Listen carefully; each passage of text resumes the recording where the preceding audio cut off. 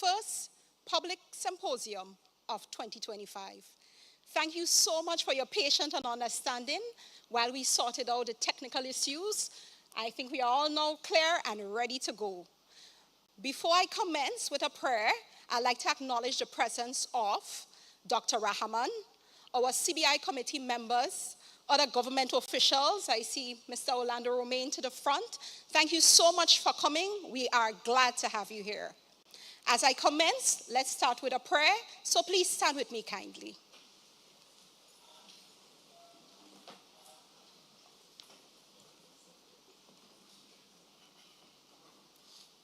Shall we pray? Dear Heavenly Father, we thank you for the opportunity to gather here today to discuss the Grenada Citizenship by Investment Program. We ask that you help all our presenters to be clear and the questions posed by the audience to enrich the understanding of everyone here today. In Jesus' name, amen.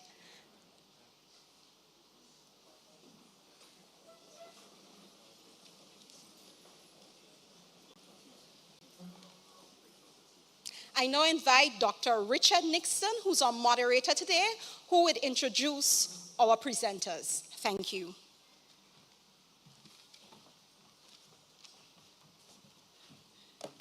Thank you very much. Good afternoon again. No, that's not working. Let's try this again. Good afternoon. Yes, that sounds good. My name is Richard, and it's my pleasure to welcome you all here this afternoon to learn more about the new developments in our Citizenship by Investment program as managed by the Investment Migration Agency of Grenada. Mr. Chairman Duncan, Richard Duncan, Chairman of the Board of IMA, the members of the Board of IMA, Mr. CEO Thomas Anthony, staff of the IMA office, future CBI project owners, who you are. Hopefully you'll get there today based on the information we share with you. Members of the media, ladies and gentlemen, good afternoon. It's truly a pleasure to stand before you today, not only as your host for this important gathering, but as someone who has lived the reality of what we're here to discuss. The power of local vision, fueled and backed by global opportunity. This symposium, part of IMA Grenada's broader commitment to inclusive growth, is not just about policy. It's about participation, about ensuring that all Grenadians aren't just observers of this investment migration program, but can be active players in it. We are at a point where the Citizenship by Investment program can and should be leveraged to support Grenadian developers, landowners and entrepreneurs, people with ideas, with properties, with projects that can transform communities and drive economic resilience. I'm a product of that. I started my CBI project in 2017. We were open for business in November of 2019. So I know this works. And when we launched my project, one of the things I've said, and I've continued to say in every forum I've had the opportunity to speak to this, I did this so Grenadians can see that if I can do this as a Grenadian, so can you. So Chairman, it gives me great pleasure to host this afternoon, because this has been my vision and dream for many years. This evening, you'll hear about new opportunities under the Enhanced Local Development Participation Initiative and how it has been restructured to create more accessible pathways for locals to get involved. You'll also get insight from how agencies like the GIDC support in this process and how the IMA continues to refine its approved projects route to better suit our national development goals. I'm sure you'd leave here with not just information, but tools and perhaps most importantly, examples. Because when you see someone who looks like you, who comes from the same streets and villages where you live, building something meaningful through this program, it becomes less of an idea and more of a reality. I hope that the information that will be shared with you today would spark some initiative inside of you to get involved in this process. So thank you for showing up, for taking that first step in being here. Because as we have learned, access starts with awareness, and action always follows opportunity. With that, it's my honor to welcome our first speaker this evening, the chairman of the Grenada CBI Committee, Mr. Richard Duncan, OBE, a man whose leadership and vision have been critical in shaping the policies that supports like this development here. So, Mr. Duncan, I'd like to invite you to address the group this afternoon. Thank you.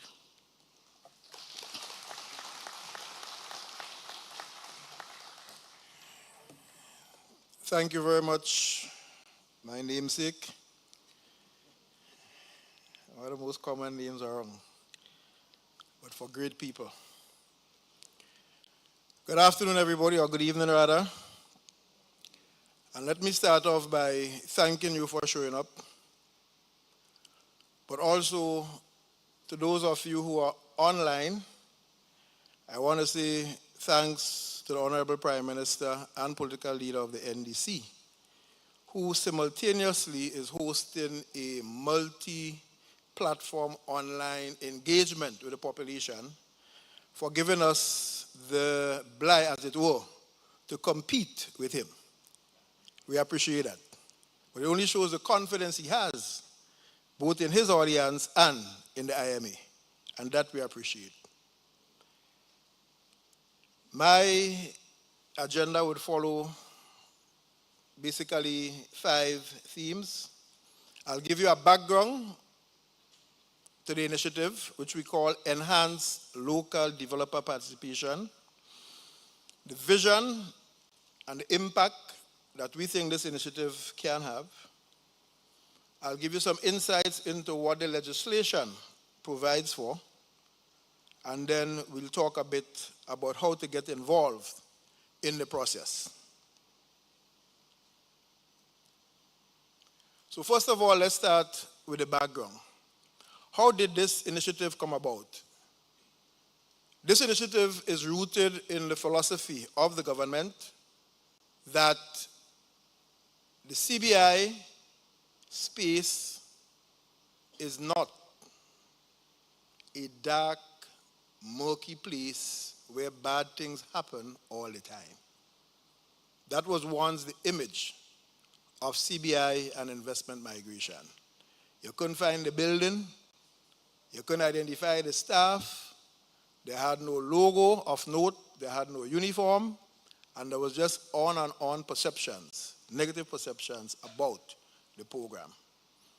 And I always say to people, if you don't give people information, they will use their imagination. And oftentimes, they imagine the worst. So it is on us to give the information. Additionally, it was in 2023 in London at the Investment Migration Council meeting that Honorable Prime Minister of Grenada declared in very clear terms that the CBI program is part and parcel of Grenada's economic and fiscal architecture. So that was nicely centered, so everyone knew where Grenada stood with the program. Now, when it comes to Grenadians involved in the program, I want to point out that we have different actors in the market. We have what we call local agents, terms you'll get familiar with in a while.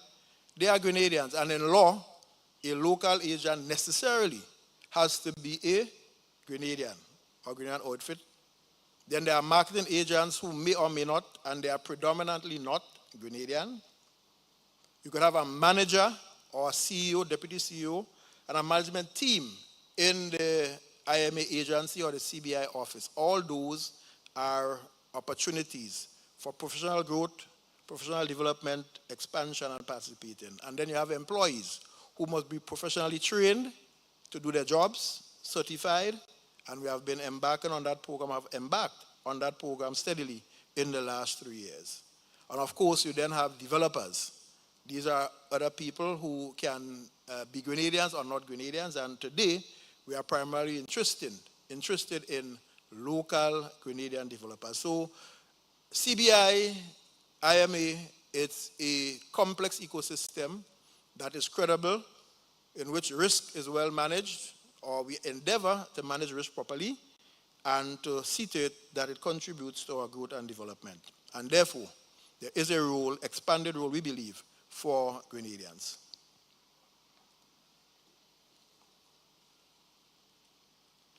So, rooted in that philosophy, we embarked on some research and analysis, and I want to take time out to single out Dr. Wayne Sandiford, right? Credible Grenadian economist, and by the way, also a member of the CBI committee. I also want to recognize the Minister of Economic Development, Honorable Lennox Andrews, who critiqued the research and analysis that we did and tried to situate it in the context of his role in the Ministry of Economic Development, so at least we make sure that there was a synergy and synchronization between our thinking and our approach with the ministries.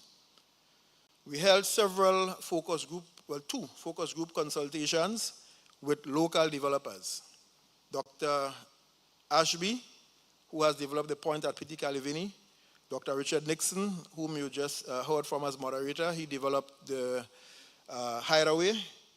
We have Mr. Nicholas Steele, we have Dr. Oliver Paul, we have Ms. Sheila Harris, who is a local agent. We also consulted with Ms. Afi Ventu, another local agent, Mr. Colin Bishop, and Mrs. Esther Nayak Alexis. So through that process, we were able to understand from a local developer standpoint and experience certain lessons, and likewise from the standpoint of local agents, the challenges and so on they would have faced over the years of the program, and what we may have to look out for in the role in working with local developers that might not be of the ilk of Dr. Nixon or Dr. Ashby. And of course, the policy analysis was done in the Cabinet Office. And I want to pay special homage to Mr. Anthony David Hopkins, who worked very hard to make sure that the Cabinet submission was properly presented and properly put together. So, Cabinet approval, again, we want to give special thanks to the Honorable Prime Minister and the Cabinet Secretary, because again, none of this would be possible unless it has ministerial blessings and oversight. And we want to thank also P.S. McQuilkin and the legal drafters, Mrs. Wynette Baker and team at the Legal Affairs Department. And it was an experience for me because, truth be told, when you tell the legal drafters to draft a law, they cannot go off on their own frolic and draft what they want. They're taking instructions from you. So in 1 week, it might be to move a comma. So then you agree, yes, let's move the comma. A whole week pass.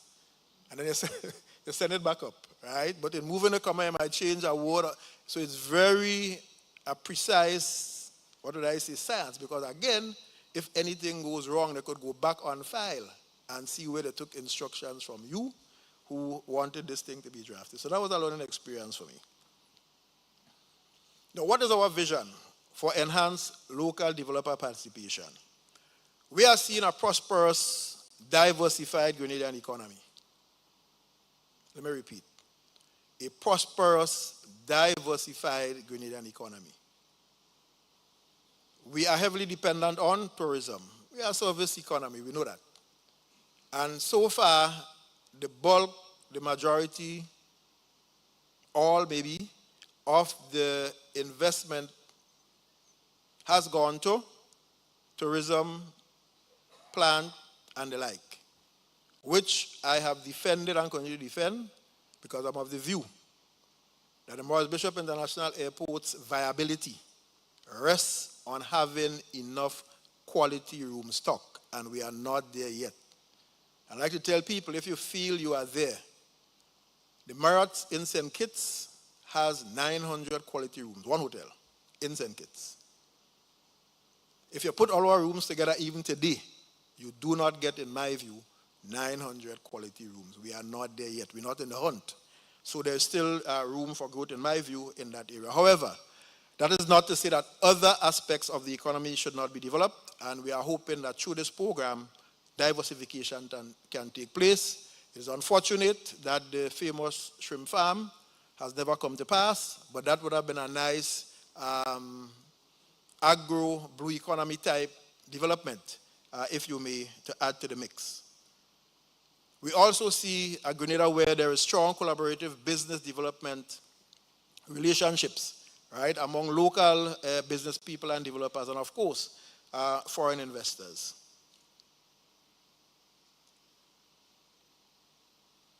So, essentially, what we are talking about, you may describe it as a special regime for potential local Grenadian developers under the program, a special regime.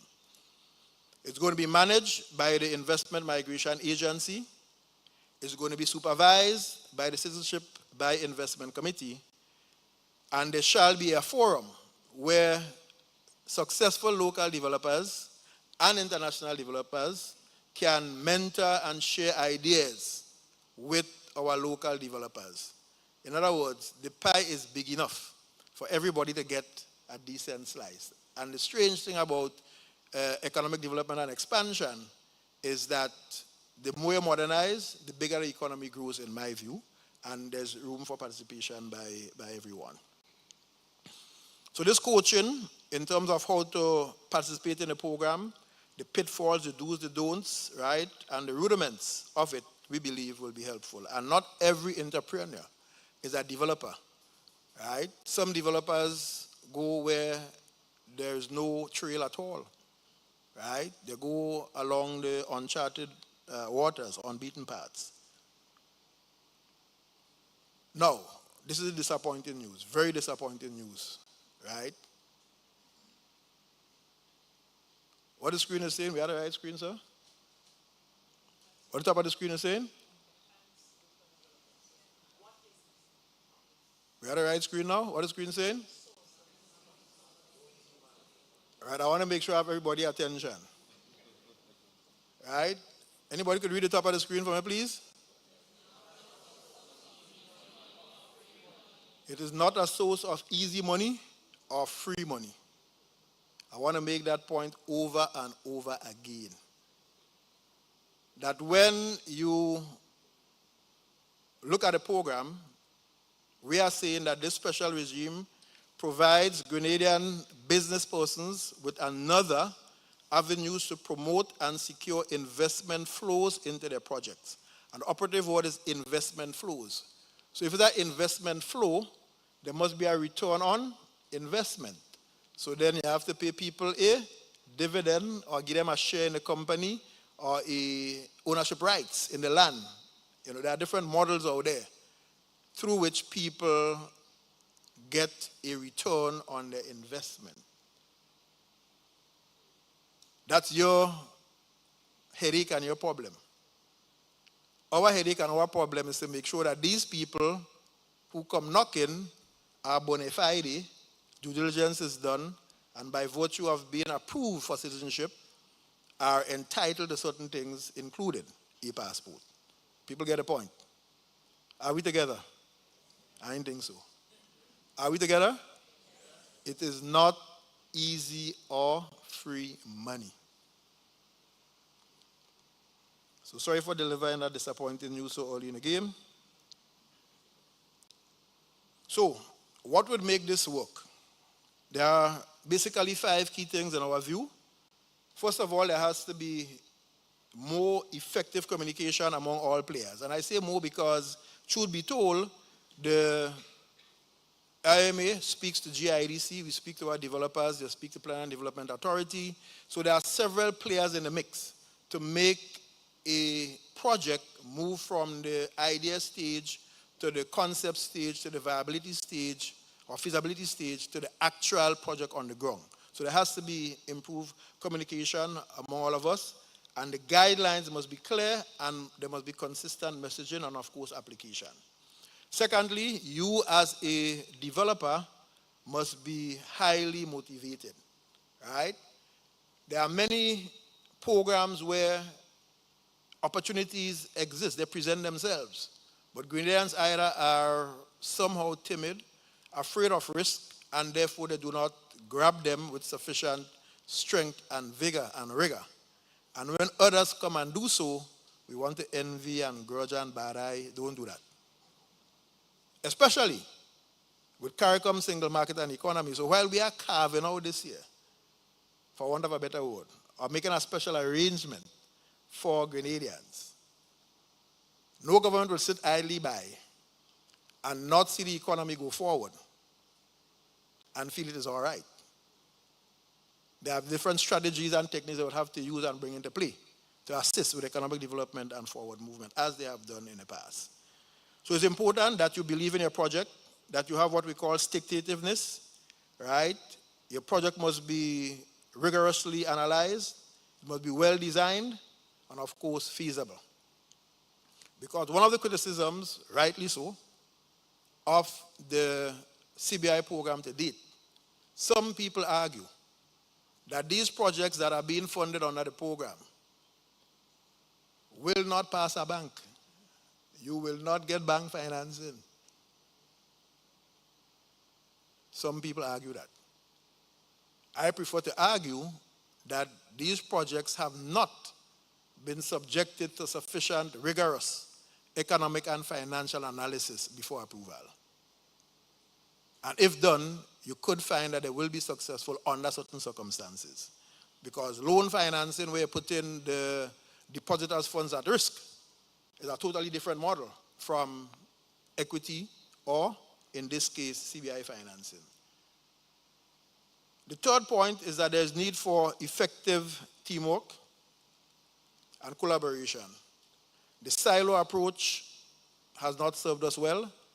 On the CBI committee, the CEO of GIDC is a member of that committee. So he basically, while he cannot take our secrets and bring back to GIDC, the fact that he sits on our committee means that he's aware of issues facing the program, facing projects. So he has an early heads up to go back in his place and fix things.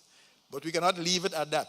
We'll be entering into an MOU with GIDC in terms of the rules of engagement under this program to ensure that there's seamless interplay and execution. And of course, you as a local developer would have to develop a good knowledge of the investment migration space. They are totally new kettle of fish to many people. There are lots of articles out there. There are conferences. There are things to do to understand the space that you are being invited to play in. So you have to understand how the industry works. You have to have a good appreciation for the role of the different participants and actors in the program. And of course, last factor to be mentioned here is not exhaustive, but rather effective management, right? The application of modern business practices, managerial practices would be important for your project success. Things that you can be taught in practical ways by Dr. Nixon and others. So, what does the regime look like? What is the crux of the regime? The crux of the regime rests on a piece of legislation called SR&O, Statutory Rules and Order 21 of 2025.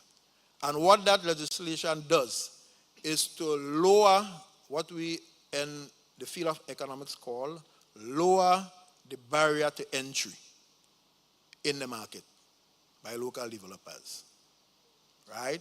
It has been lowered, and it is a drastic distinction between the barrier for the international developers versus the local developers. So for example, equity means how much skin you have to put in the game if you have a project. If you have a project, you can't ask the bank to fund everything. You have to put some skin in the game, some cash of your own, a piece of land that is unencumbered and so forth. It's called equity. An international developer would have to find 20% of the project cost as equity. A local Grenada developer has to find 6%, right? 70% less than your competitor, as it were. When you have a project, you have to apply to the IMA for that project to be considered and assessed for approval. And you pay not after you get approved or if you get approved, you pay before. International is 10,000. Local, 3,000 US. If you cannot start the project by the agreed time and you want an extension of time, each time you ask for an extension, it's $10,000. As a local developer, each time you ask for an extension, it's $3,000. Because you don't want to be sitting down on the project and wasting people time after they invest all their brain cells. Draft concessions, do all kind of stuff for you and so on, and you're scratching to start. So this is for serious people. All right? If you're not serious, don't come because there are penalties. Or punitive measures, if you may. Then there's the due diligence fees for developers. As a developer, we have to know if you are bona fide, right? And people believe that all Grenadians are bona fide as developers, right? But that might not be the case. There was a young fellow who was very good. He even passed himself off as a policeman in a station for months. We good. What was his name again? It's Jetsy. So we have people who are real good. So we still have to do the vetting to make sure that the local developer is bona fide. What are we seeing on the screen now? Right. So then there's due diligence fees for each director, if it's a company. Each director has to pay $7,500. If you're local, it's $2,225. And then there's the annual project administration fees that we have to collect to administer the project over time. $20,000 if you're not a local developer under this program. If you are, $6,000. So Dr. Nixon is saying, wait. Why didn't you bring this thing in what is it, 2017? Right? And then he's saying, well, it's not fair. Yes, they didn't bring it in 2017, but haven't brought it in now. Why not, make it retroactive and so on? And we are saying that in the interest of fair play, that is not on. You're already in, you're in. Right? And the legislation is very clear in terms of that situation. So, the big question is, am I a local Grenadian developer? Right? Not because you are Grenadian, you necessarily qualify. We specifically craft a definition which says, Grenadian developer means an individual who is a Grenadian national, by whatever means, and who has never engaged in any undertaking in a development or business venture under any program for the acquisition of citizenship through investment in any other country. So you're a Grenadian, but you have done projects in St. Lucia. You have done projects in Martinique, wherever, and so on. Even if you're living here, because you have done projects in these jurisdictions under, if they have a CBI program, assuming not like St. Lucia or Dominica, you do not qualify, right, for this special arrangement. Only because the argument is, with your experience and expertise, you are crowding out those who want to be fledgling and whom we are thinking about to bring into the program. So dominance and domination is taken care of in that regard.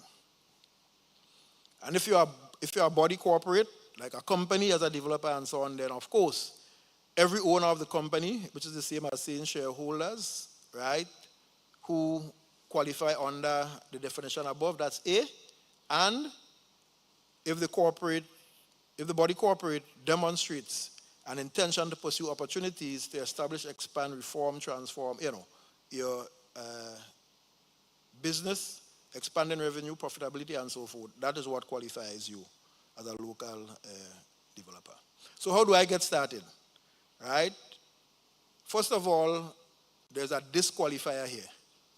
The first, what are we seeing on the screen? How do I get started?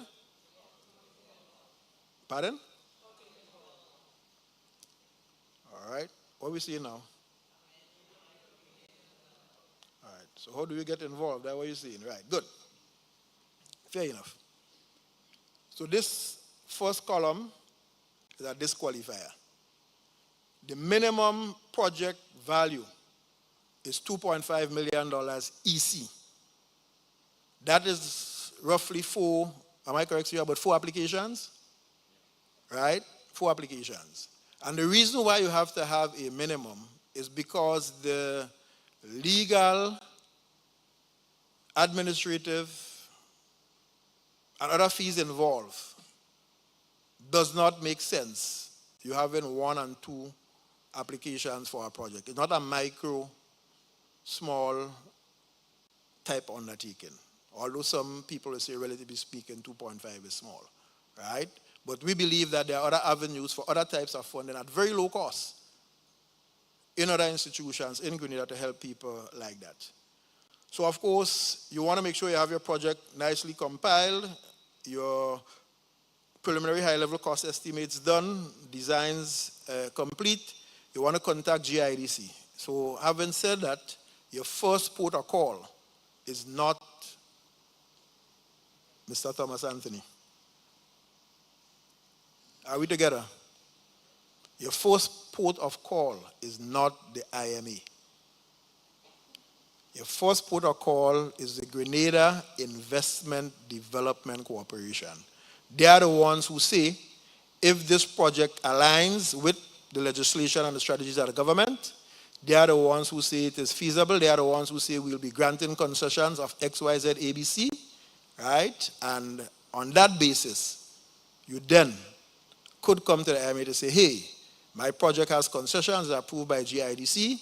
I wish to pursue funding through the IMA program. And we have our own criteria that will be spoken to later on to say, yes, you are an approved CBI project. Here's how, you go about getting your stuff off the ground. So I just would make those high-level points. The 3 steps are here. I wouldn't repeat them. So in summary, right, start with a solid business plan and a budget. Are we seeing that? Summary and next steps. Right? You want to engage GIDC early. And the reason why we say early is because GIDC will put you through a lot of hoops and loops to make sure that the project is viable, because one of the main things that they do is give up tax revenue by granting concessions to investors, to developers, right? So they have to do their work. And of course, ensure your eligibility, right, and gather your documents together. And the first criteria for being eligible will be that your project is 2.5 and above. And there's no point in inflating it to $4 million and bring it for us, because we'll assess it. You see what I'm saying? So no smart move. You apply and we take it from there. So sorry for being that long, but I thought I would lay the foundation for the discussion that will follow. I thank you very much for your listening here, and may we engage constructively for the rest of the evening. Thank you.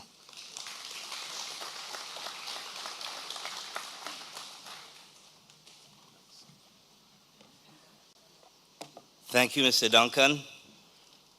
We all got that? You all got that?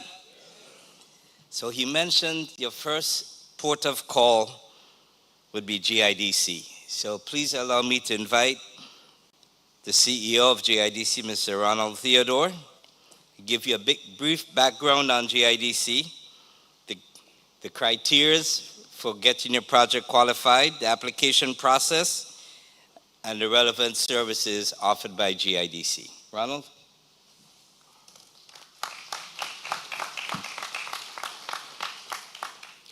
Thank you so much, Dr. Nixon. Please allow me to stand on protocols already established.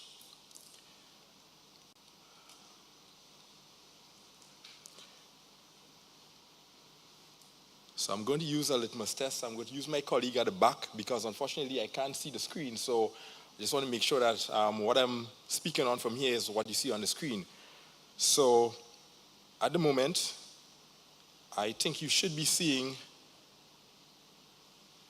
vision and mission statement. Am I correct? Okay. All right, good. So this year, GIDC celebrates 40 years of existence. And I think it's important to indicate what our strategic goal is. So our strategic goal is to promote local and foreign investments, facilitate and strengthen entrepreneurial development within the growth sectors of Grenada's economy. Now, GIDC has 3 strategic business units: Investment Promotion Agency, the Business Development Center, and Facilities. So within our Investment Promotion Agency, we promote Grenada as an investment location, we facilitate investments, and we also provide investment aftercare services. Through our Business Development Center, we provide technical assistance for entrepreneurial development to our medium, micro, small enterprises. And we also handhold small investors, small and medium-sized investors, to allow them to grow from strength to strength. In terms of our facilities unit, so we have 3 business parks in Frequente, St. George's, and St. Patrick's. We are the largest real estate company on island.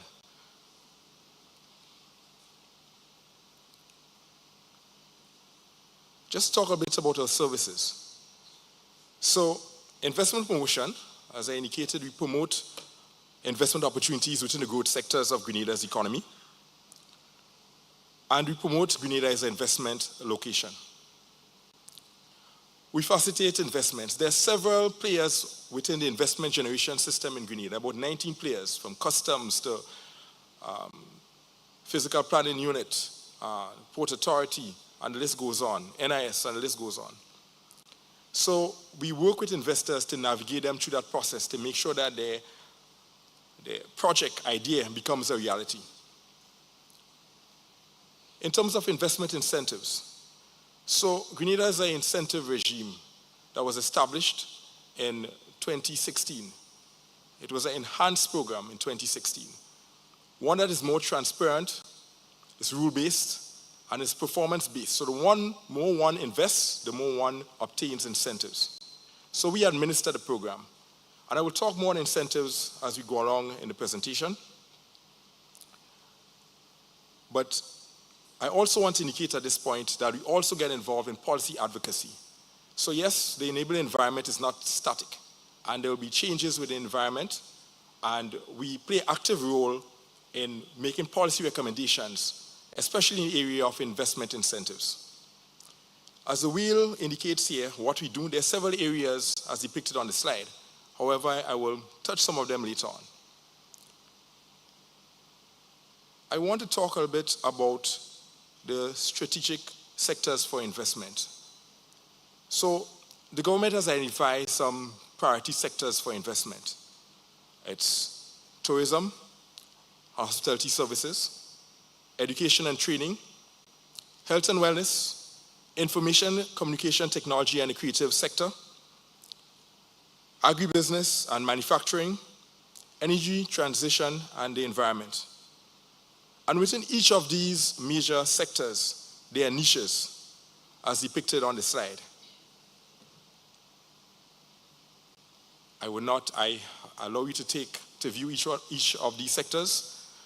As I clicked, I hope you are able to see all of them, because unfortunately I cannot see the slide. So when it comes to energy, I'm hoping you see in solar, wind, and hydro. Am I correct? My colleague in the back, am I correct? Yes, okay.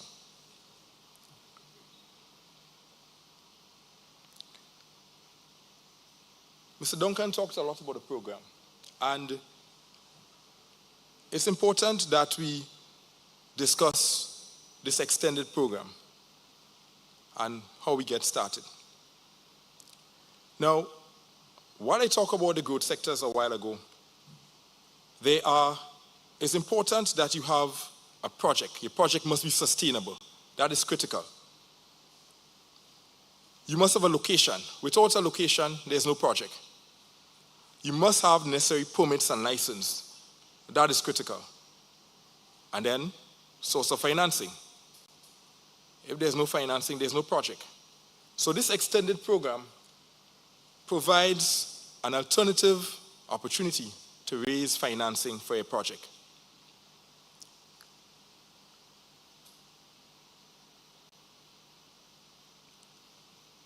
How do we help you get started? So from a GIDC perspective, we'll guide you through the requirements to becoming an approved project. We'll also assist you with reducing the overall investment cost of your project. Now, it's important that we speak a bit about investment incentives, because the investment incentives is one aspect of reducing your overall investment costs. As depicted on the slide, you see several areas of investment incentives. It's not there? Okay. It's there now?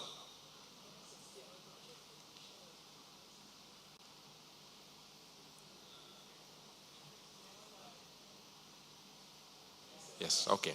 All right, thank you. So investment incentives.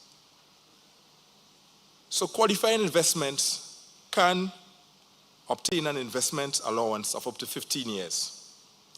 I see my colleague there looking and with a frown on the face. What the hell Theodore talking about?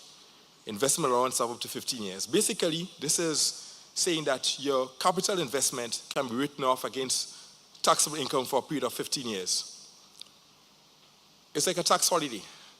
So you do not pay taxes until you recoup your investment cost. So if you're able to recoup your investment cost in 8 years, you start to pay taxes from the 9th year. But you have 15 years to write off that investment. You also will be able to qualify from tax exemptions on building materials, furnishings, fixtures, equipment, packaging materials, and raw materials.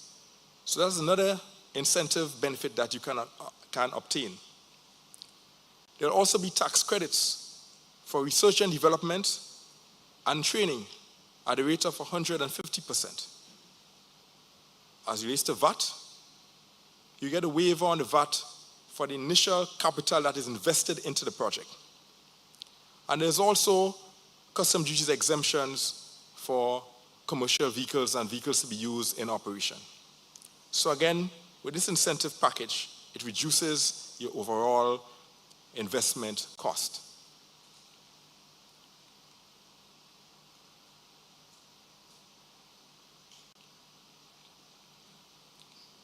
In terms of the application process, and you will note on the screen, there are several boxes. And what is important to note is that this checklist is very similar to the checklist that IMA is going to be using in terms of what becomes an approved project.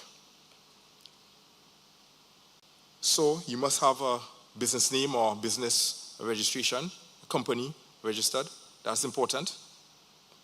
You must be able to provide us with detailed information on the owners and directors of the company,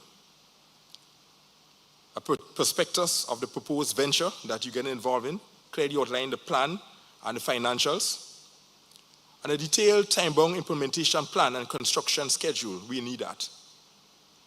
In addition to all necessary permits and licenses that have been acquired, and then we know what you have to acquire.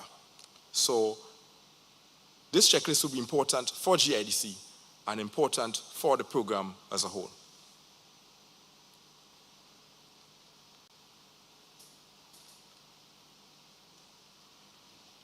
I want to zoom in a bit to the business plan or the prospectus that I spoke of. There are certain key elements that this business plan must have. An executive summary, an overview of the business history, if you are operating, or the plan to come, its principal activities, the size and scope of operations, and its location. A detailed description of the products and services to be produced. A marketing plan, detailing the target market and how you intend to serve that market. A management plan is also important, which will detail the key personnel and their background to have this project executed. And of most importance is that financial plan, including the actual and projected financial statements for at least 3 years and assumptions to that financial projections. So ladies and gentlemen, these are the critical elements of that business plan that will be needed, not only for GIDC, but for the IMA program as well, the extended program.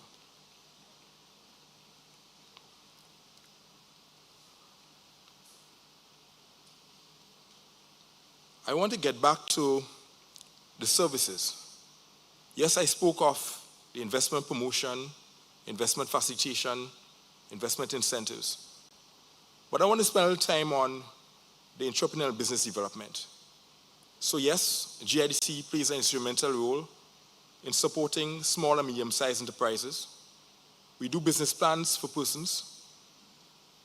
We help with costing and pricing, and we help with the financial projections. So through discussions, we can help you develop your business plan. In terms of training, we do get involved in a wealth of training with customer service, QuickBooks, customs procedures, financial projections, and there's several other training aspects that we get involved in. Either we are the facilitators or we have a facilitator to undertake the training. And I look in the room and I see some of the facilitators that we use from time to time. So again, GIDC will work with you to take you from this step to the next step. Business facilities, I start off in my earlier slide by indicating that without location, you don't have a project. So yes, we have 3 business parks. We currently building out a 40,000 square feet facility at the moment. So I'm sure we will have enough space for that particular project that you may have and you want to embark on. So yes, we will have space to accommodate you. We're just a call away, and be sure to, discuss rental rates and so forth.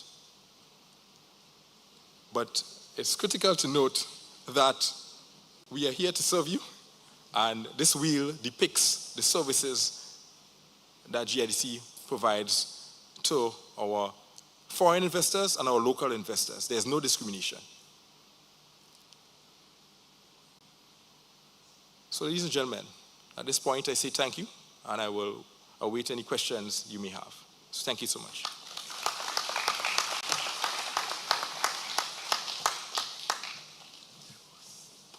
Thank you, Mr. Theodore, for well-detailed discussion. And let me share with you, there are a lot of boxes and circles and information flowing around. Don't get intimidated by that stuff. GIDC, part of their role is to help you maneuver through this stuff and put together a proper business plan that makes sense. That's part of the charter of GIDC. So don't get too flustered. You have a good idea, that's where it starts. You have a good idea, you have some property, have a discussion. Come in and sit with the staff of GIDC and see where it goes. You have nothing to lose, okay? So now, to wrap all this stuff up, you heard from the chairman on why this program is in place, from GIDC and what some of the tools and benefits there are in embarking upon this new CBI program. So now I'd like to invite Mr. Anthony to come and give us the rules of the game, the background of IMA, the process of funding, how to get your project approved, some misconceptions. We'd like to clear some of these things up. And of course, we've had some success factors, so we'd highlight some of those as well. Thomas?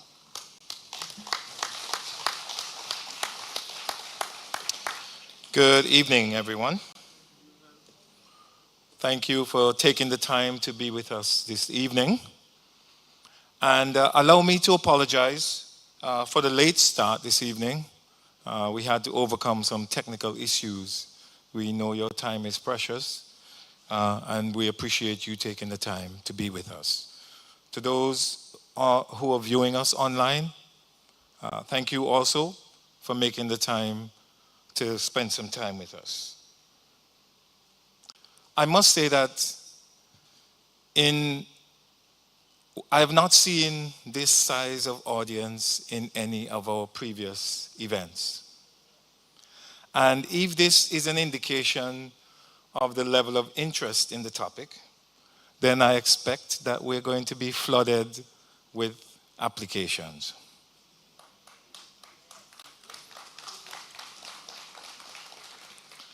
Now, you should understand that in the normal course, applicants for approved projects would come directly to the Investment Migration Agency.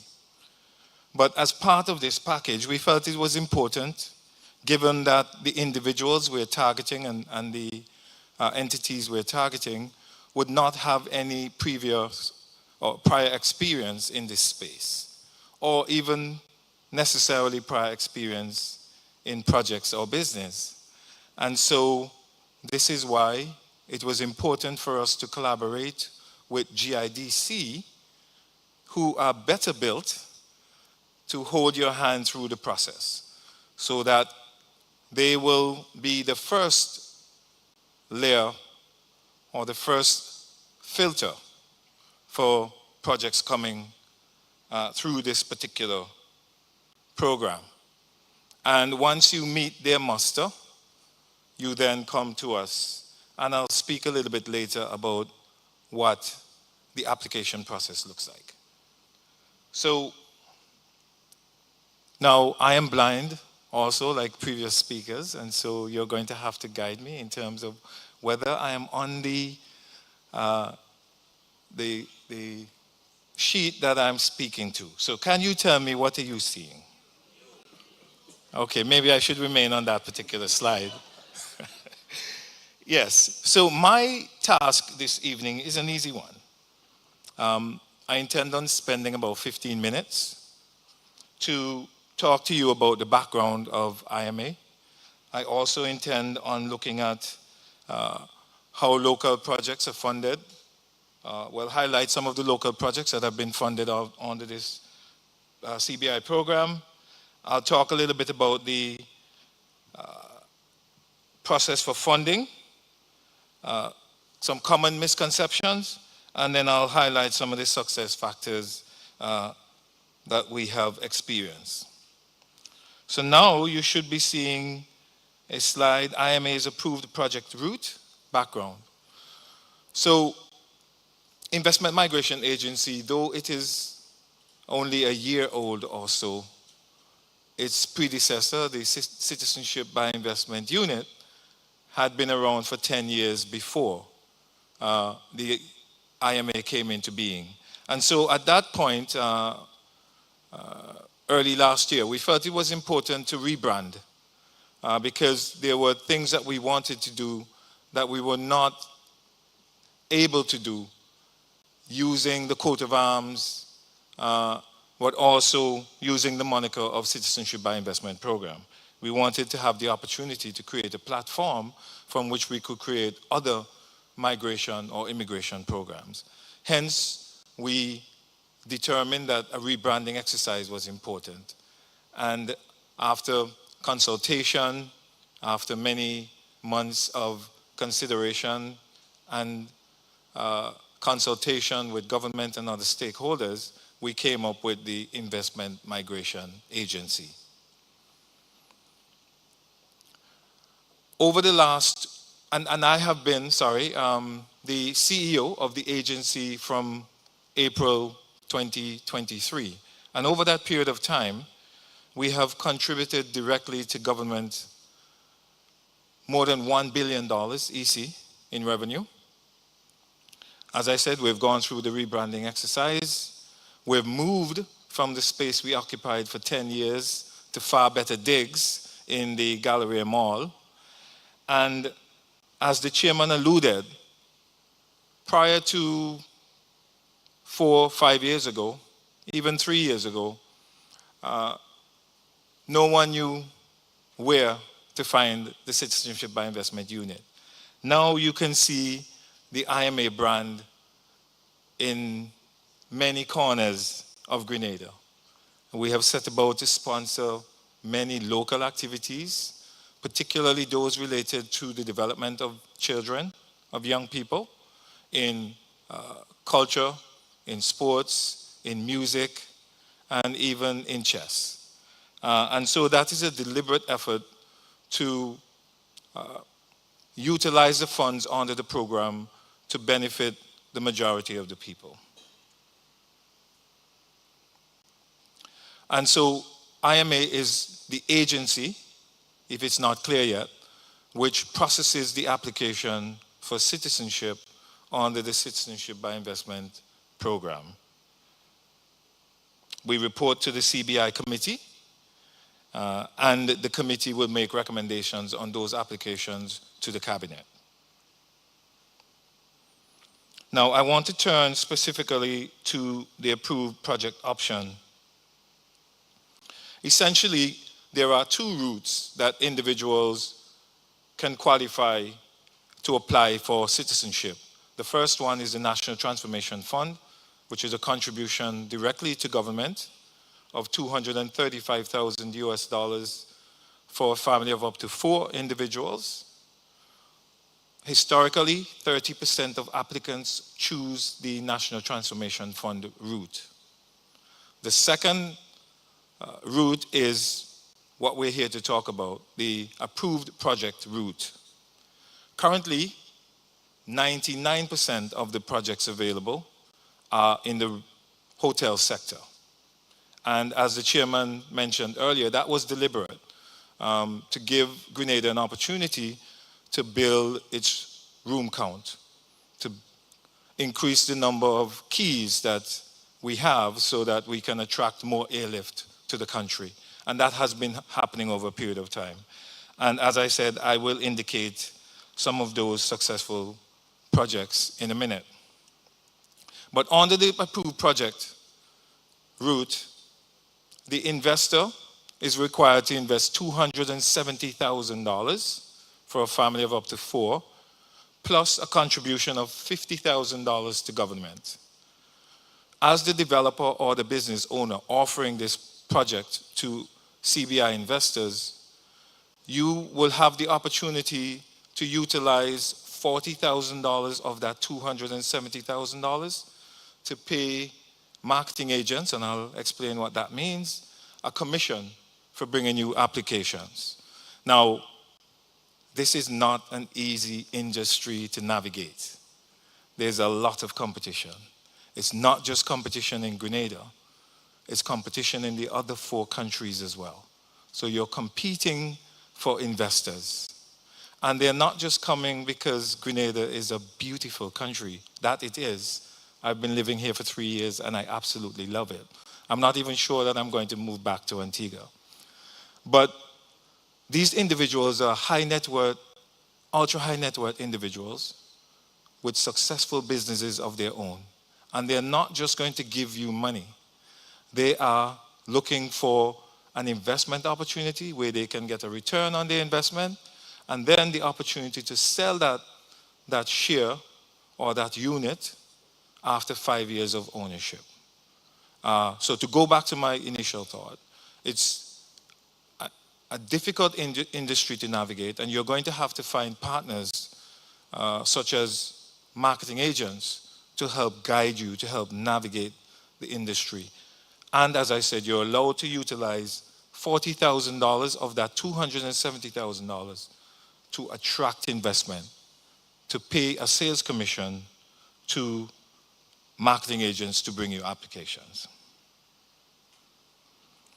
In this setup as well, there's another stakeholder group called the local agent. And the local agent is the entity or individual who represent the applicants before the agency. It is with those individuals that the agency communicates, and that communication tracks back to the applicant through the marketing agent. You should be seeing IMA's approved project option background continued. Are we on the same page? Yes. So the rationale for the creation of the project route. Now, before I do that, I will say that there are some programs that for most of their history, they only had one option. And that option was an investment, administrative housekeeping matter, urgent cars to move, P8914, PT663, PAB110, and the PB8914. So that's P8914, PT663, PAB110, PB8914, urgent cars to move. So to get back to where I was, for example, Dominica for many years had, their program was just a contribution to government. And although it gives government the funds directly to help with development projects, it is my view that the real estate component or the approved project component has a more significant impact on the economy for many factors. One, it creates jobs in the construction phase, if we're looking at a hotel, for example, in the operational phase, and then you have the economic spill-off of individuals being employed and spending more money in the economy. So the rationale for the creation of the project is that, for economic diversification, to allow private sector to benefit from having a program, to increase the employment across the island, but also specifically to do with hotels, to increase the room count so that you can have tourism increasing. And if we look at the local projects funded through the approved projects,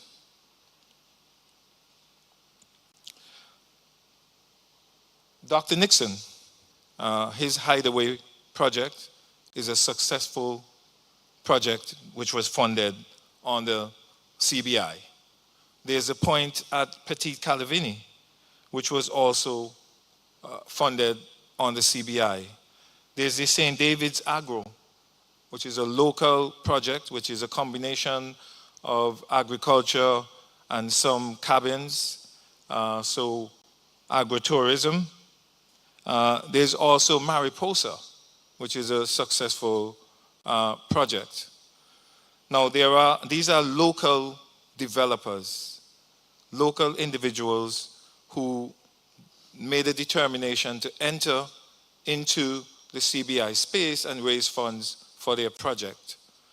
But there are other very successful projects that I'm sure we're aware of under the CBI program, such as the most recent one, the Six Senses project in St. David's, which has brought employment through the operational phase, brought employment through the construction phase, and there is the soon-to-be completed Intercontinental. Coming back to this area, there is the Silver Sands Beach House project, which was fully funded on the CBI. So this gives you examples, real-life examples of projects that have been fully funded under the CBI, which tells us that it is possible. Now, we have Kamal, and I'm sure, Kamal, you're not, will not be upset with me for calling you out. Kamal is a successful developer with range. They've done projects in St. Kitts first, in Dominica, and now in Grenada, Six Senses Intercontinental. And I'm sure that Kamal would be okay with you buying him lunch and picking his brain in terms of what has made them successful in all these three jurisdictions with various types of hotel plans. Dr. Nixon, I'm sure, will also avail himself, make himself available to you to help talk you through how this is possible. As he said earlier, it's his passion. So now we should be at the funding process. Is that where we are? No? Yes, okay. So I mentioned earlier that with this particular offering, there will be an initial step, which is the GIDC, and they will take you through your paces and even help you to bring your project idea to fruition, to make it a feasible project, if they're able to do that. Hold your hand, guide you through the process to get through the first filtered layer. You come to us and submit an application, which includes a business plan. And the business plan must speak to what's the offering, of course, but what are you offering to the CBI citizens? Are you offering a 3% return, a 4% return, an opportunity for them for you to buy it back from them? And while I'm on that point, it's important that you understand that you're going to be giving up ownership, that you're going to be giving up shares. Now, those can be non-voting shares, or they can be voting shares, but you must understand that it's not going to be your project alone. You're inviting investors to assist you to successfully complete your project, and so you're going to have to give up some ownership in the project. I said earlier also that there's an opportunity after 5 years of ownership for individuals to sell to other CBI applicants, or some developers offer an opportunity to buy back the shares or the units, in the case of a hotel plant, from the applicant at the end of that period, that 5-year holding period, where they must hold the ownership after they've become a citizen. We will make an assessment of the proposal. We will conduct some level of due diligence. In your case, it will be the FIU will conduct that due diligence. Once you pass the muster, we then will, the Investment Migration Agency will then put a analysis together, and we will submit that analysis to the committee for its consideration. If you are successful, you then will be given the authorization to go out and market and promote your program. Again, it's important that you find a experienced partner who has been in this space, a marketing agent who has done this in different countries, to help guide you through, help navigate the industry. Again, it's not an easy industry to navigate. But once you're approved, you will be given the authorization again to go off and look for investors to invest in your project. You will then also have to have a relationship with a local agent once you find these investors that you will use to submit the citizenship applications to the investment agency. And I just want to talk a little bit about, I'm going to leave some of it for your Q&A, for the Q&A, but I just want to spend a little time to talk about some of the misconceptions in this space. Yeah? The idea that only, for example, large foreign developers can apply. And we're here tonight to say to you that that is not the case. We've actually created an opportunity for more locals to participate in the program. The IMA manages an existing projects fund. That is absolutely not the case. The National Transformation Fund option, the contribution that is made by applicants go directly to the consolidated fund, and it is managed by the Ministry of Finance. We survive, we fund our operations through subvention. Another misconception is limited impact on the local communities. Now, I think if we look around us, we see that that is absolutely not the case. I mentioned earlier the St. David's project, and the kind of economic activity that it brought to that community. Yes? The Silver Sands Beach House project, increasing the luxury room count in Grenada. And a fourth misconception is that project funds are difficult to access. Now, it is challenging, as I have laid out earlier, particularly if you have not done this before. And so once you partner with an experienced agent, it makes the challenge less, more manageable. But again, there's a lot of competition for CBI applicants. There are 4 other countries in the Caribbean. There are other residency by investment programs in Europe. The US has its EB5 program, and Canada has its entrepreneurial program. So there's a lot of competition for capital. But if you find the right partner, you will be able to raise funds under the program. The keys to success. Really, you should think about this as the project must be a feasible project. It must be a project that you would invest in and not have fear of necessarily losing your capital. There's a belief that the individuals who come to these programs, the only reason for doing this is to get the passport or to get citizenship, get the passport so that they can travel. That is not the case. These are seasoned, experienced investors, professionals, entrepreneurs, and they're also looking for viable projects to invest in. So once you create a viable project, you're clearly able to show what the ROI would be. You're able to indicate to potential applicants what are the benefits that will redound to them. What's the exit strategy? So just think about having a solid business plan. It doesn't have to be an existing project. It can be a new project. But you have to think through, how do I create an attractive, feasible plan that individuals would want to invest in? And I know that the time is,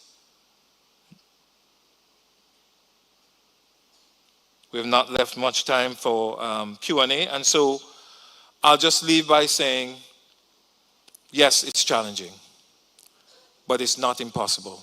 You find the right partner, GIDC will guide you through the first phase, and we will hold your hand through our process to help get you over the line. Thank you for your attention. I look forward to your questions.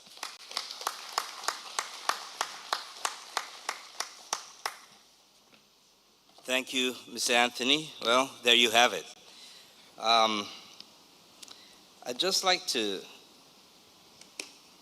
accentuate a point he made earlier. And this is from my project. I offer a buyback on my project. The land was given to me by my father. I couldn't get the bank financing, so I went to IMA. We did the plan. I built my building. Now we're doing CBI to recover the costs, to pay the bank back, to provide investors a return, because they're investors, they want a return. So you have to give them something back. You have to give up some ownership. But also, in our financial model is escrowing funds for a buyback at the end of 5 years. You know why? Because I want that project to stay in my family. So for those of you who are thinking that, well, I'm going to lose everything, no. Come talk to us. We can guide you. We can give you some different options so you can make the right decision for you and your family. This land I want to keep in my family, and I'm sure the same for you, for your project. So let's help you put a good business model together so that you have almost everything to gain but at the end result, we help build up Grenada. We build up all of our wealth status. We start passing on generation wealth. So we all grew up together. So that's one of the points I wanted to make. So now we'll open up for some questions and answers. Feel free to ask any question. I think you have lots of information, and I'm sure lots of questions.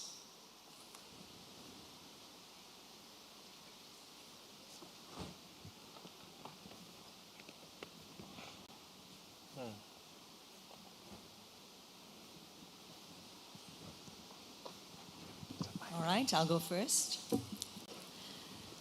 All right. Firstly, thank you for the slides. They've been very informative, and I hope that the relevant ones will be shared with us because most, if not all of us, would have RSVP'd using our email addresses. My question is about what seems to be an additional step in the process for local developers. So, foreign investors don't currently have the requirement of the additional step of submitting and being evaluated by the GIDC before submitting their application to the IMA. The ELDP is meant to provide, I'm sure, a path to local developers to participate in the CBI program. But however, the assumption of no prior approval experience in the space, I think, unintentionally puts local investors at a disadvantage in the length of their application process. So my questions are to Ronald, Mr. Theodore. I apologize for putting you on the spot, but there are a few questions around the GIDC's involvement in this process now. The GIDC's remit from your own slide is already quite robust. So what is or will there be transparency of the feasibility requirements from the GIDC? The etc. in the slide about permits and required documents, etc. is cause for concern. Will there be a documented and mandated timeline for review and approval by the GIDC so that it can move on to being evaluated by the IMA? Will there be additional staff assigned to the GIDC to review and shepherd local ELDP applications through the pipeline? And finally, does the GIDC see itself as a facilitator or a gatekeeper in this process? So if I may, I know that the question is posed to CM Theodore, but I just wanted to indicate, because I may have inadvertently suggested that there's this additional step. So the additional step I spoke of is one of hand-holding, right? Because we, as the chairman said, the applications will be coming from people who have not done this before. And so we wanted to give them an opportunity to put together a good business model, a good business plan, before coming to the Investment Migration Agency. However, any developer or any business that comes to us currently requires the sign-off of GIDC. It's done differently. There's no hand-holding. There's no support system. They have to get all of their ducks in a row and first go through the GIDC process of vetting, because they would have to have an investment agreement that is signed off by GIDC with government. And they also have to, if it involves construction, have conditional approval from physical planning. So all those steps currently exist. What we're saying here tonight is that GIDC, because of their function to provide business plan and help people through some of these processes through education, for example, they're better placed to be able to filter first-time developers and entrepreneurs to the CBI program. Thank you, Mr. Anthony. I think you covered it quite well. At the end of the day, we want to work effectively with the IMA. I mean, if you want to go fast, you go alone. If you want to go far, you go together.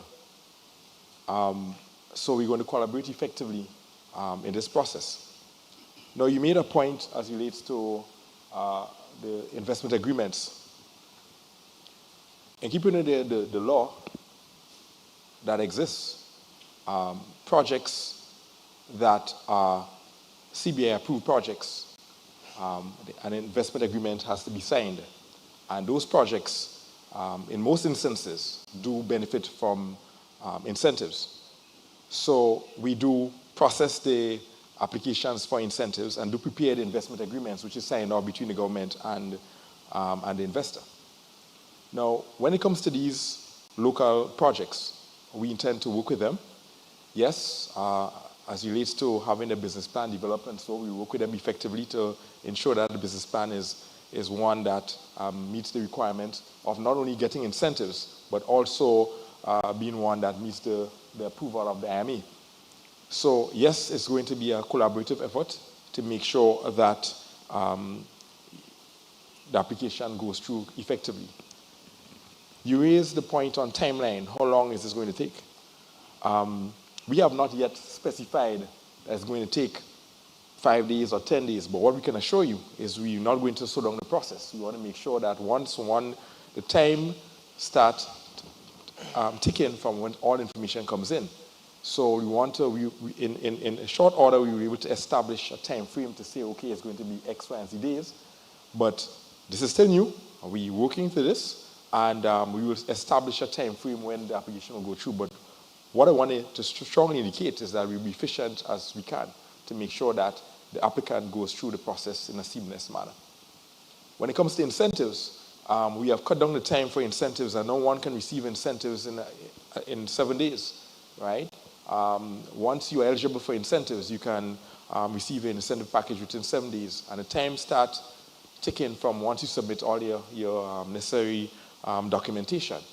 In the past, it used to take 6, 7, 8 weeks, right? Now it's down to 7 days to get incentives. So as we try to make improvements in the system, in the enabling environment, just like we're able to cut down the time it takes to get incentives, so too we will make sure that one going through the process through IMA will be a seamless one. But we have not yet set a time frame as to when that process, how long it will take through the system. But we try to be efficient and effective as we can. And Chairman, if I may say, we haven't discussed this, but I think it would be practical for us to say, and you can tell me if I'm going astray, that if an entrepreneur or developer determines that they do not need the hand-holding service of GIDC, that they're properly prepared, that they're seasoned, that they have a good business plan, a good project concept, then they come to us with the application. This was really the hand-holding, as I said earlier, was really to help individuals who have not done this before, who are interested to develop to a stage where they can qualify. Would that If I be may fair to add, say, Chair? I think you have to put it, there's a button. on? Yeah, there's a button at the top. It's on. I think it's on. It's on. It's on. Yeah. Okay. Justin, 1, 2. I'm being heard clearly? Okay. So while we see the hand-holding as an extra step and a spot of bother, I think the question was asked about gatekeeper versus facilitator. We are administrators. We do both. We are administrators. The seasoned person who comes to the IMA with a project needs, I would suggest, and I'm sure the project would have it built in, certain incentives under the incentive regime to make the project successful and viable and to yield returns as early as possible. That's GIDC. So, CEO, while you are correct, I would want to think that the logical sequence is to secure your concession package, confirm your project viability, rather than coming to, because we will ask you for the incentive package. So to me, your project is done, you're a seasoned campaigner, give IDC and apply for your incentive package. So when you come to us, you have what we would ask you for in any event. And that's very important. And it's a skill set that we have to develop, because regardless, going forward, as to the size of the project, no project can be too big for GIDC to analyze and determine viability and award concession, or for CBI to assess. The days when developers march into Grenada, find themselves in botanical gardens, and say, I have partner approval, are over. The technicians must give an opportunity to do their work so that we do not make bad, poor, costly choices and decisions. So I just thought I would underscore that point. The sequencing of the process and the role of your technicians are critical. If I were to add two additional comments to this topic, you asked about capacity inside of GIDC to process these applications. I'm quite certain, Ronald, that if the demand is there, we'll build the capacity. Our role at GIDC is to ensure that we respond to your needs. So if the demand is there, we would build the capacity. The second thing I'd like to say is that we see a lot of business plans, or what people term as business plan, but it's a good idea on paper. And part of the role of GIDC is to make sure that you have a bankable business plan. So there may be developers out there who are quite equipped to do this all by themselves, and that's fine.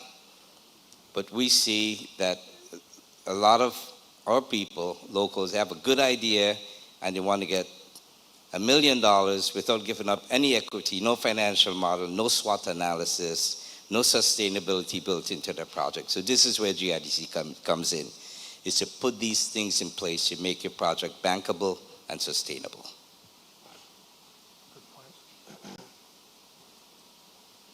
Yes. The mic. Can you use the mic, please? The mic. Right behind you.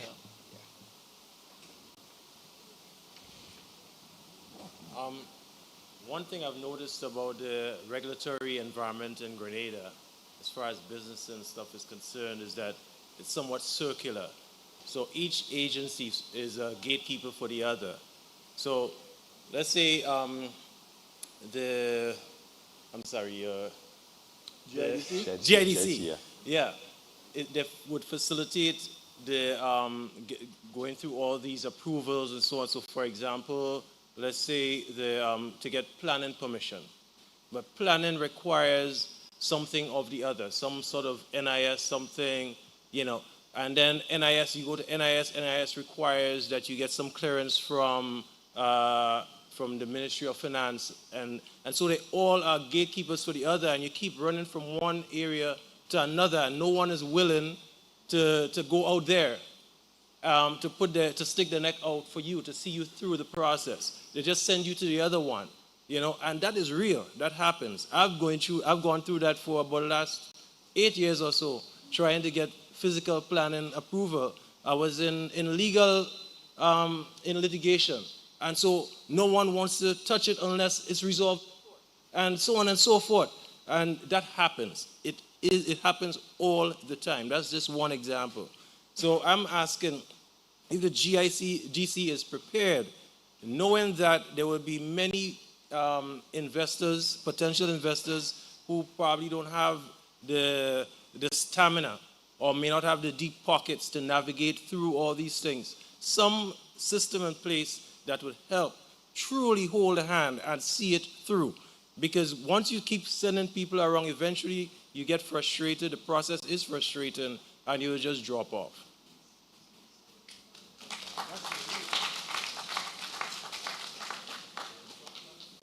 Thank you for the comment. I did indicate there are several players within the investment generation system. There are about 19 players. And I will be the first to say it could be frustrating from time to time, right? We need to streamline the process. There's a lot of work to be done. And it will be a working process. There are several things that we can do in terms of having portals and so forth, so information is routed, so you avoid duplication of efforts and so on, having to go from one agency to the next. But we have to move from just talking these things to having them in action. Yeah? I would admit there's a lot of work to be done. We'll continue to play a critical role to try to streamline the process. But as I said, there are several agencies. When you have about 19 players involved in investment generation and trying to streamline, it can be a difficult. I'll be first to raise my hand and say that. But it has to be a work in progress. And we'll continue to do as best as we can to streamline. Yeah? But I hear you, and I hear you very clearly.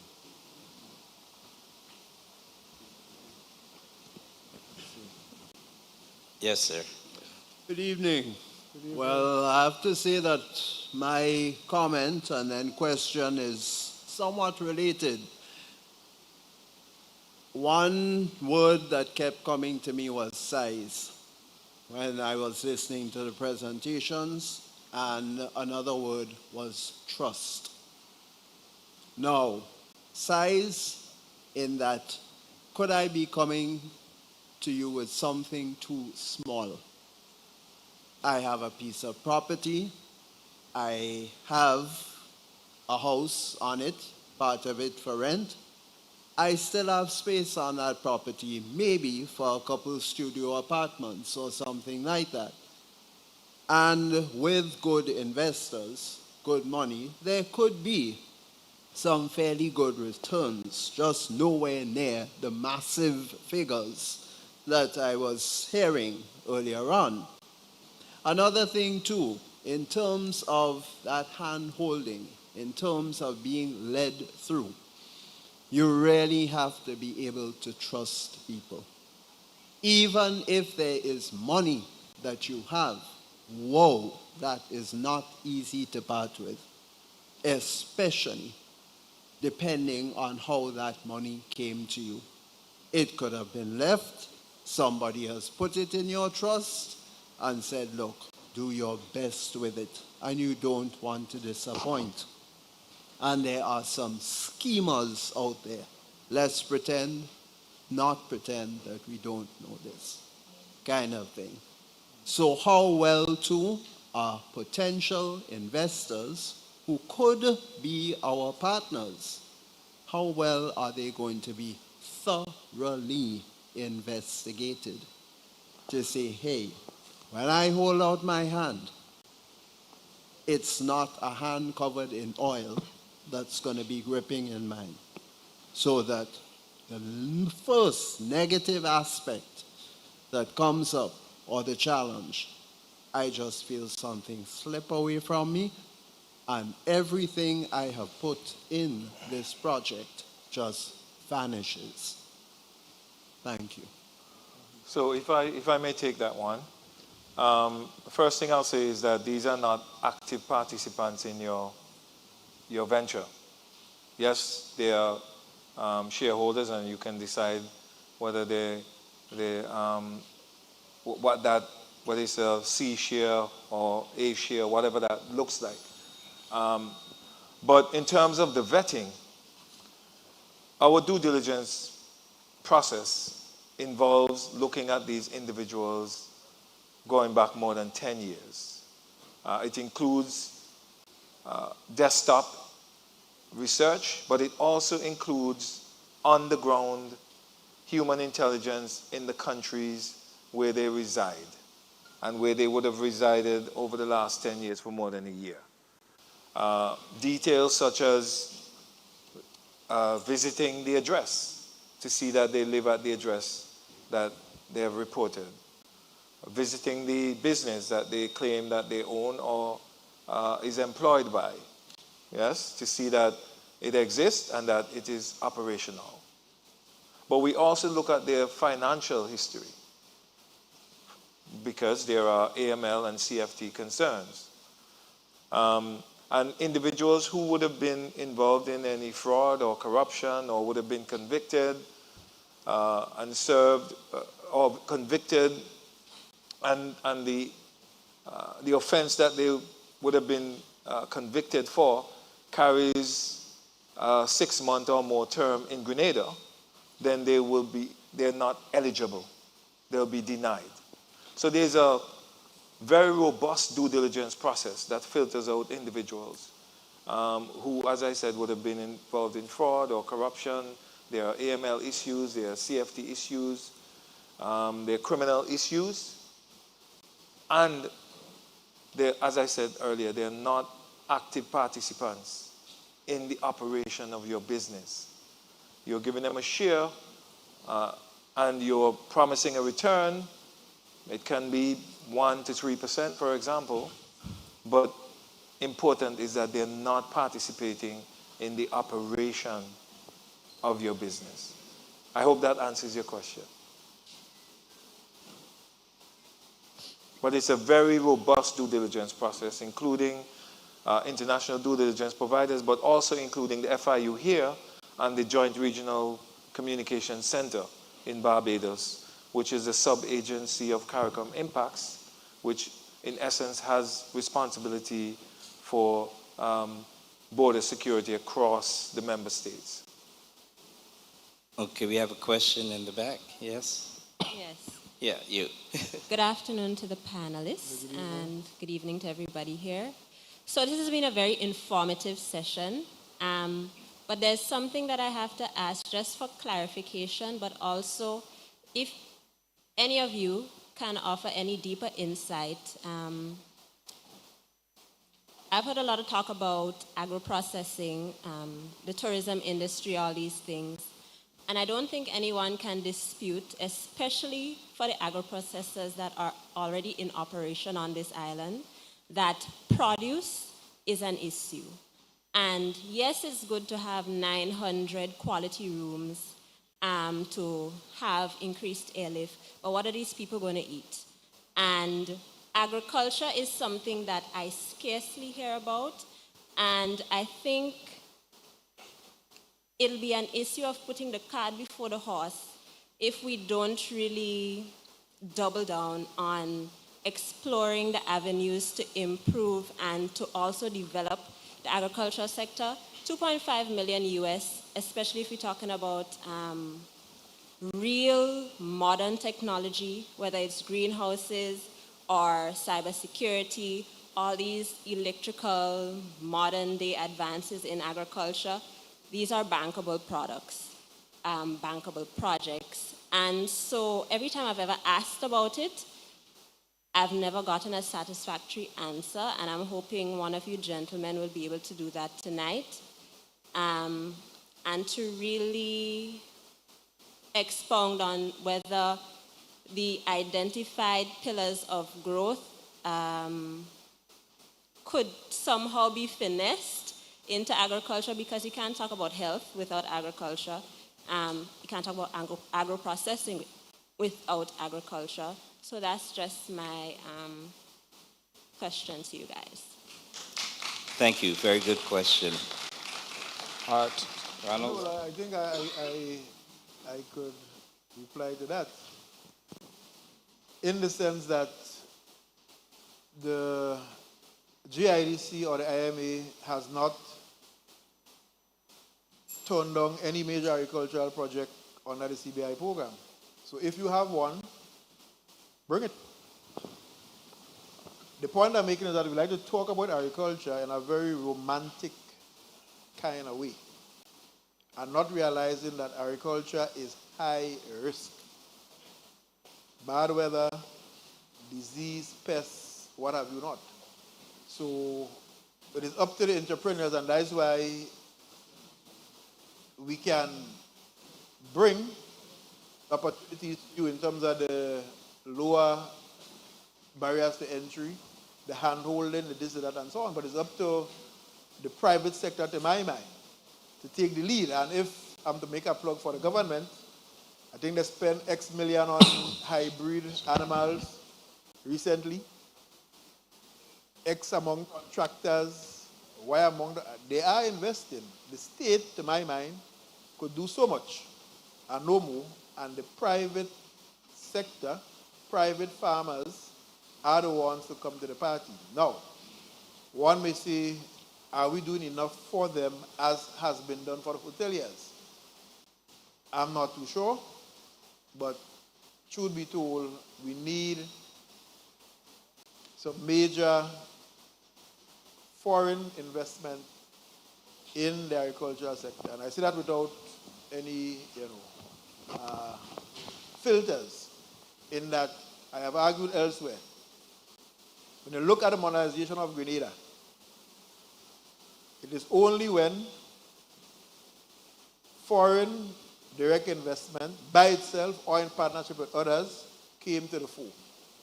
Whether when we moved from telephone company to cable and wireless, Grentel, Flow, Digicel, whether we moved banking to when Republic came in and pushed aside some other foreign banks, whether you look at the hotel sector, Holiday Inn versus the small hotels that we have. Now we have Silver Sands, you have Sandals, you have Royalton. All these are foreign investors, right? You look at Grenlec, foreign investment made the transformation. Back in state hands now, fine. Where has been the major foreign investment in the agricultural sector? Or even agro-processing? We are yet to see that. And to my mind, when that happens in conjunction with ourselves, we may see some transformation. Other than that, romanticism, in my view. We are small, we are open. And again, the 900 rooms are important because tourism is a consumption engine. You ask the question, what will they eat? They will eat anything that we don't provide. So if we don't provide it, will they starve? No, it will be imported. So get our production, quality, and so on in line. The replacement for M&IB would play a critical role.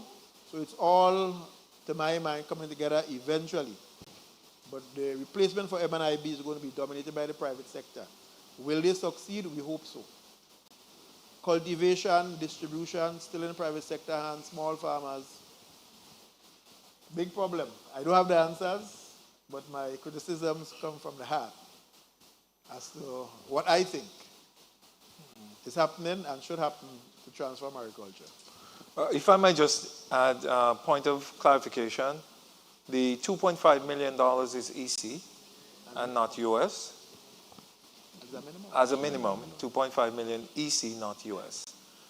And the second thing is, under this program, no area of the economy, no industry or sector is prohibited. Yeah? So if you have a good bankable project in agriculture, we welcome the application. I also think that the message is CBI is not only about hotels. It's about any bankable and valuable project.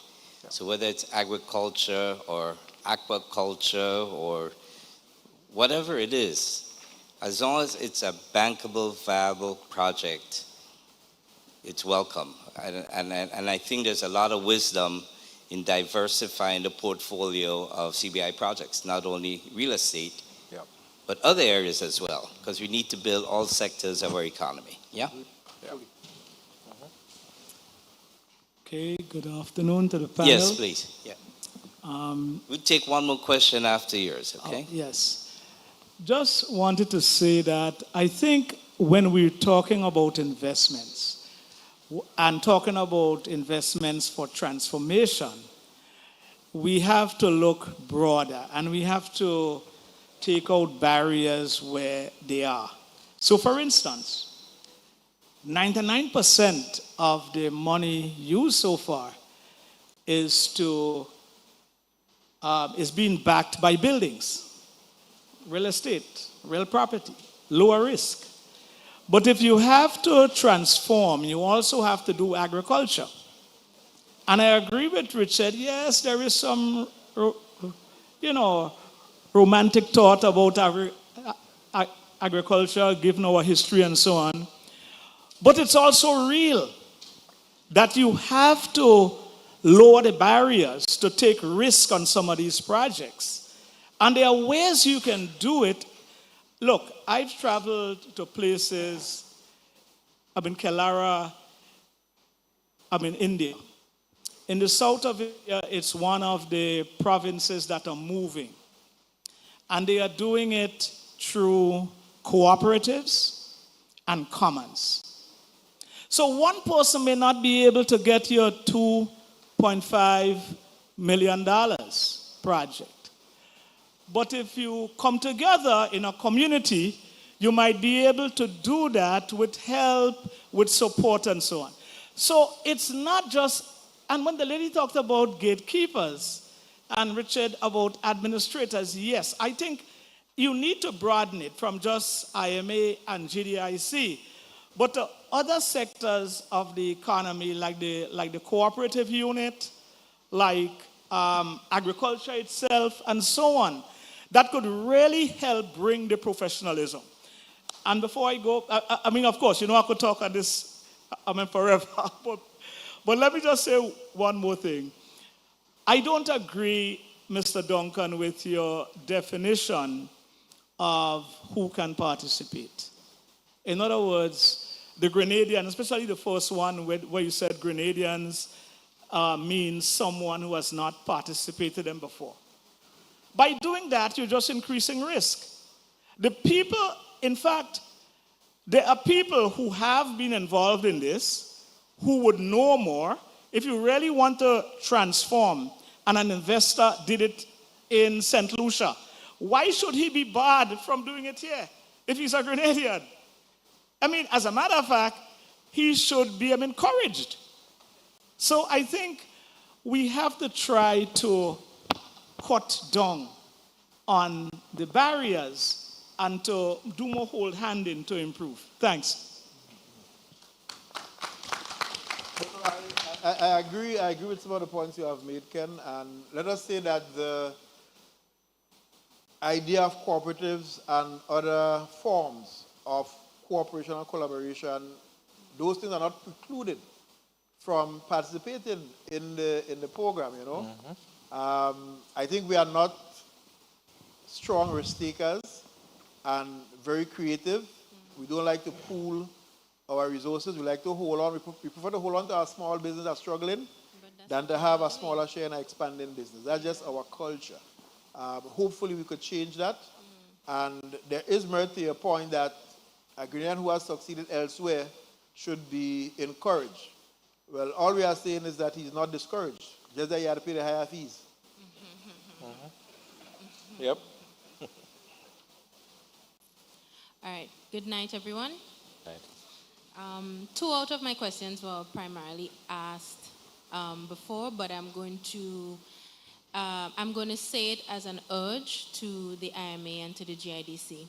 First and foremost, I'm going to ask the body to consider pooled SMEs so that we can have, or we can allow for multiple persons to access the funds. A lot of persons here most likely came for small business ventures and information on those. Has that been something you guys considered? Pooling ideas together that can meet the 2.5 million EC. Secondly, I also want to ask about shifting gears a bit. And have you guys looked into, or what are some of the ideas that came up as it relates to medical ventures linking tourism and medicine, whether it's big or small? And have you had any ventures that you can share? Last but not least, I also do want to say that a lot of persons coming here may not necessarily have the startup or the investment fund readily available. $100,000, $200,000 investment. I also want to ask, have you or have the team looked at, and that really addresses the concern the gentleman raised earlier at the front, have you looked into collaboration with financial institutions that can allow persons to have access to these funds, that startup money, so that they can, have access to the IMA and CBI funding? And I believe that's me. Thank you. Yes, you want to take it? I could take the one CEO on the agro-processing and pooling and so on and so forth. And again, It's not just for agro-processing. It can be any form of business whereby you have multiple businesses coming together, different persons, and it's just a pooled or combination of small business, medium-term business that can allow them to access the 2.5. right, and I'm saying that using agro-processing as an example, we might argue that Tambran ball is made of Tambran, and it's Tambran ball, Tambran ball, Tambran ball. In Grenada, you have about 5 different brands of Tambran ball, made in 5 different kitchens or factories. And for years, people talking about cooperatives coming together, pool their resources, get the expertise, a common labeling, common standards for the Tambran ball, even though it tastes the same regardless of who makes it. Those are not the work of the IMA. That's not even the work of GIDC. That's the work of entrepreneurs hungry to make more money and to make more profits and be incentive to say, guys, let us come together. Now, I think they have done that with a seasoning plant. Something came up recently. Well, you should know about it, Brother Theodore. Where they have a factory and everybody bring to that factory whatever they have and it's processed there and labeled and so on. Again, so something like that, if you want to upskill and want to expand, whether it's a cooperative or a company, they can ready themselves to come to GIDC. There's the Department of Cooperative that's supposed to be looking at pooling of resources and so on, not the IMA. So we have to be very clear in terms of the role that each entity should play to allow success to take place. As we like to say, it's an ecosystem. Different people have different things to do to feed into the success.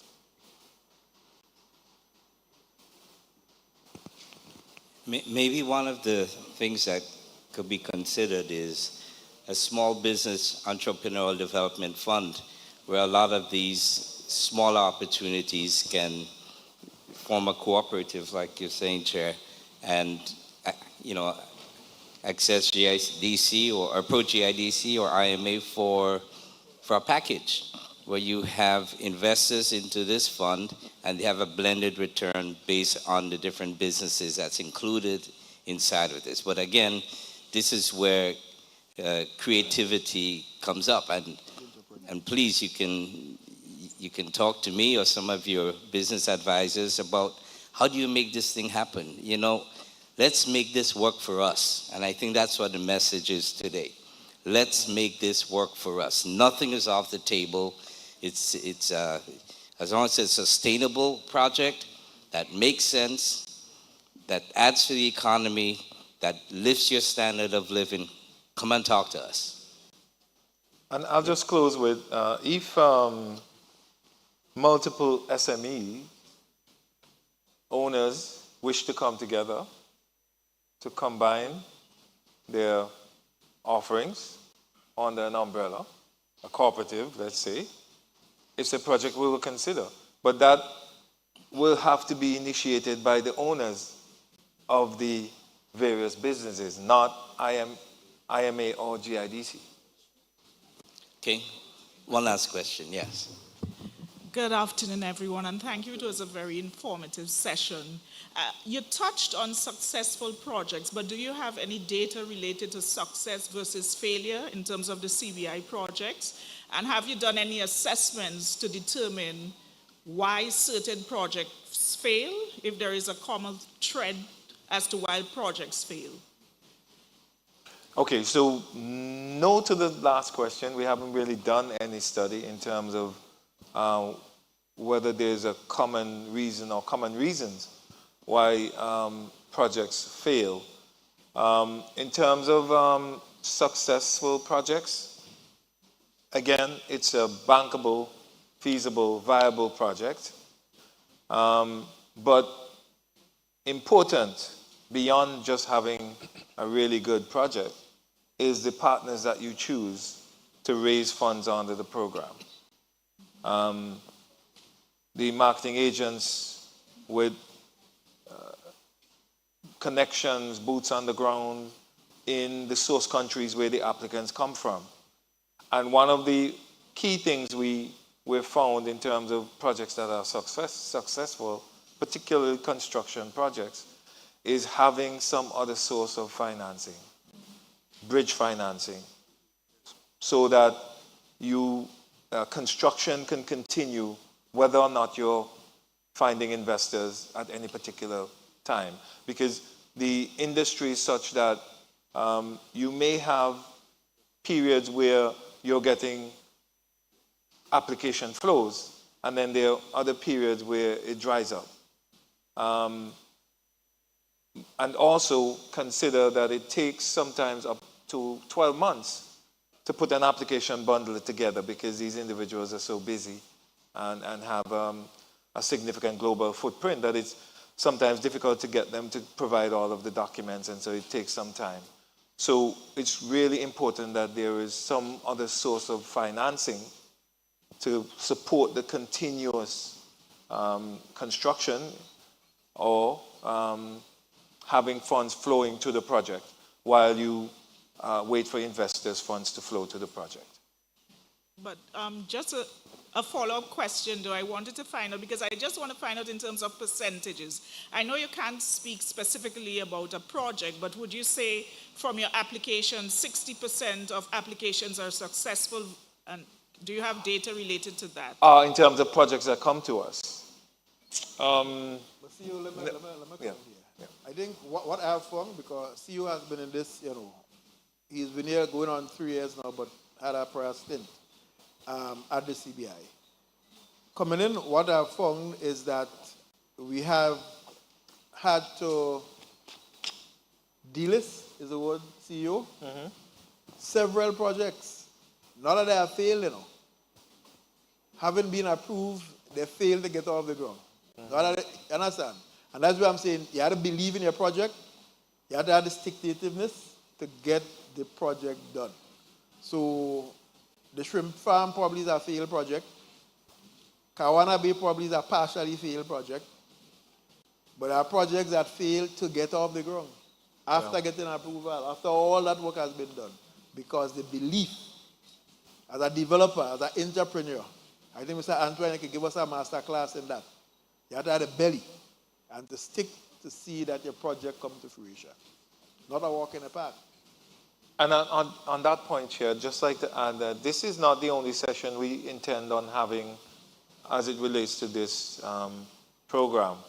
We're going to have a follow-up event where we will have successful developers in the room, where we'll have representatives from the bank in the room, and those who are interested in putting forward a project will have the opportunity to learn from those individuals in the room. So this is just the first in a series of events we will host as it relates to benefiting from this initiative. Okay, Nisha, you're the last one. Thanks for entertaining me. I just wanted some clarification on an issue. We know, those working within the industry, that the project section has two price thresholds, right? The $270,000 threshold and the $350,000 threshold. I wanted to understand, with this new dispensation, what threshold does that qualify for? Typically, tourism projects are usually priced at the $270,000 threshold. Other projects have been priced at $350,000 per unit and above. For this dispensation, what is the minimum price threshold? $270,000. Okay, so I have one question, which is a 1,000-pound gorilla in the room, and it goes to something you said, Mr. Anthony, about misconceptions. And Chair, I would ask this question of you. There's a popular narrative that this business is selling passports. I think we need to clarify this. Well, there's not to clarify. People will say and describe things as they see fit, especially those who, to my mind, have seen the success of the program and probably just want to be disparaging about it. The way I approach the program, many of you know, I start off with the Bible. I start. It was found that the Apostle Paul was a Roman citizen when he was about to be flogged, and he asked, is it right to flog a Roman citizen without trial? And the commanding officer, he discovered Paul was a Roman, was astounded. He said, you are a Roman? Paul said, yes, I was born a Roman. And the commander reply was, I had to pay a lot of money for my citizenship. So even back then, paying a sum of money to gain citizenship existed. It is not new. Grenada has less than 2% of the global market, Turkey dominating with 50-something and more, right? So the notion of being a citizen and having rights, one of which is a passport, is nothing new under the sun. There's nothing derogatory about it. There's, yes, programs have had problems and issues and so on and so forth, but I think those of us who are practitioners and scholars in the field have to continue to stand up against this, right? And stand up boldly. In fact, CEO and I have been in 2 fora where people are referring to the program as CBI schemes. And when I say, we don't like the word scheme. Stop it. We prefer CBI program. Talk up, speak up. Because they're using the word, while they're engaging you in a professional discourse, they're using the word scheme with certain, what's the word, innuendos or connotation. Yeah. And if you don't stand up, who will stand up? They'll just continue. Right? So we are a professional outfit, proper risk management, proper compliance, staff well trained, and we're moving forward with the program. And might I add, the Immigration Department issues passports. We do not. We assess an application for citizenship from individuals who have committed to make an investment in an approved project or a contribution to the government National Transformation Fund. We process that application, we make a recommendation which goes through the committee and up to the cabinet. If that person is approved, that person is issued with a citizenship certificate. They use that citizenship certificate to apply for a passport just as any Grenadian can do. We are not in the business of selling passports. Passports come with citizenship. I just have one point. And to add what the 2 gentlemen said, we don't sell passports. We promote an alternative migration destination. Yep. Yes, I think that's a very important point. You know, one of the benefits you get from investing and helping develop a country is the privilege of being a citizen. So it's not selling passports. So please, join me in thanking a wonderful panel for such great information. And I'm sure you'll be inundated with questions and projects, and that's what they're here for, is to help the process. This whole business of CBI have to benefit Grenadians. Let's make it work. Thank you very much. And before you go, please, if you will, just complete the feedback sheet for us. It's really useful information for us as we plan the next one. Invite them to refreshment, but I'll do the thing first. And there's refreshment in the back. For who fill out the form? For those who fill the form.